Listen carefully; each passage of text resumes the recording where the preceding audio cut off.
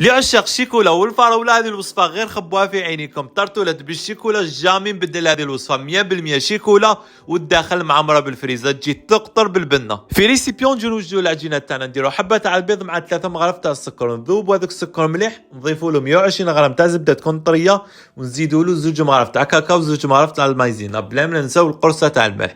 نتحصلوا على شكل كريمي، نضيفو له فارينة باش تلاي معنا هذيك العجينة وتكون طرية. نجيبو اي مول عندكم في المنزل، نديرو هذيك العجينه تاعنا، نحو كامل الشوائب تاعنا بالموس ونثقبهم بالفرشيطه وندخلوه للفرن على 180 درجه حتى يطيب معنا. ونجيو نوجدوا الفراج تاعنا اللي كنت درت كميه تاع الفريزه مع نص كاس تاع السكر فوق النار باش يطيب معنا هذاك الفراج وفريز.